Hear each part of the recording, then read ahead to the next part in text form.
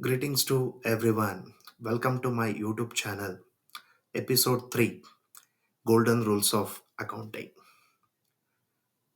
Every business organization has to submit its financial information to its stakeholders for taking effective decisions.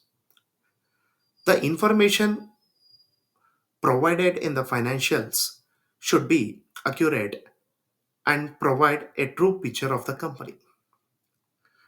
So the golden rules are classified into three different categories based on the double entry system of bookkeeping, which has dual effects.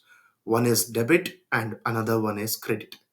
So following the golden rules will help the company to present the financial data accurately and uniform.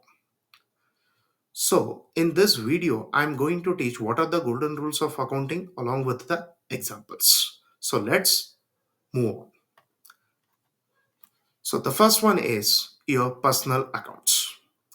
The accounts which is related to an individual or a group of individual, the company, firm, etc. So I have classified the personal accounts into three categories, namely natural personal accounts. The account is related to an individual.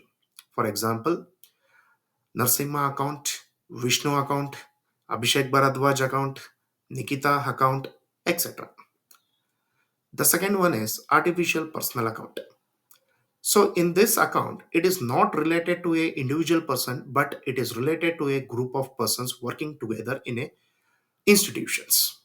For example, artificial personal accounts deals with company, institutions, hospital, banks, etc. The next one is representative personal account.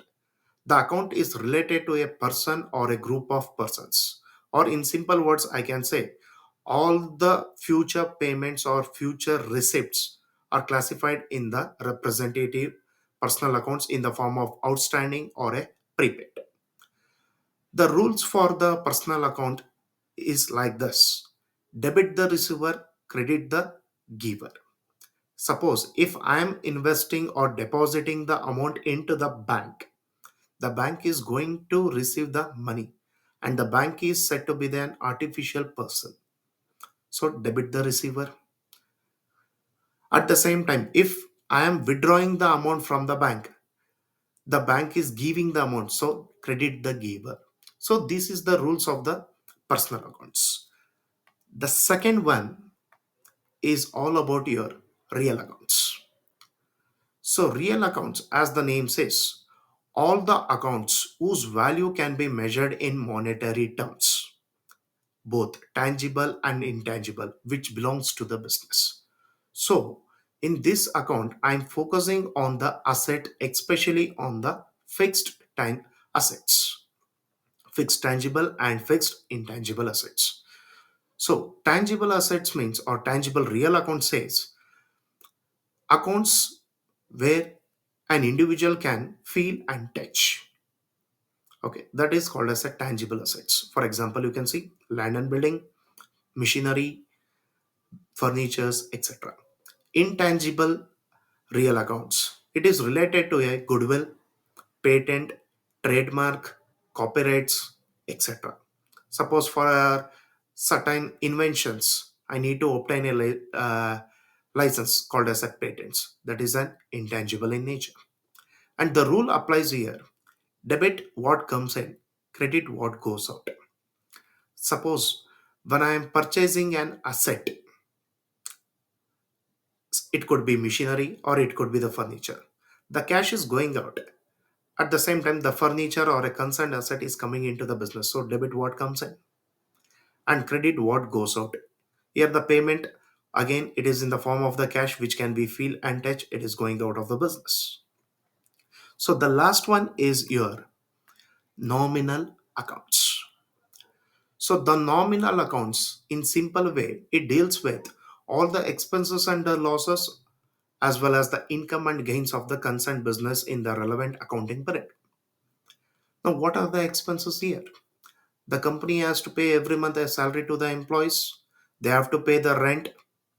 They have to pay the advertisement charges in order to promote their company products. and they have to expense some amount in the form of the transportations, insurance, etc. These are called as the expenses. Then what are the losses to the company? So depreciation is the one best example for the losses of the company.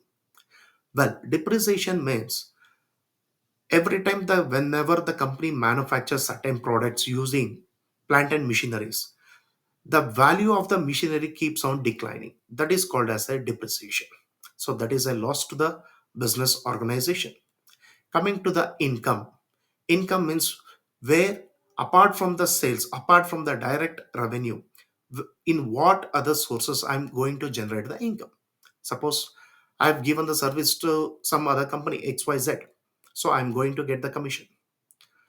Or in another words, interest received. This interest received could be in the form of whatever the deposits I have made in the bank, I'm going to get the interest from the bank end. So that is a, again, it is an income for me.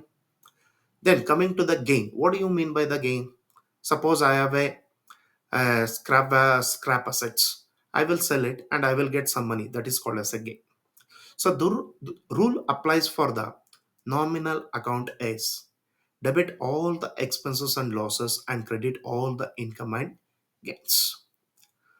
So friends, these are the golden rules of accounting, which is the foundation of the double entry system of bookkeeping. And every accountant must be aware of all these golden rules of accounting. So thank you guys for watching this video.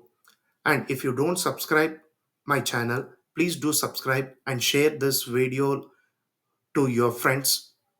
Thank you. Have a nice day. Bye bye.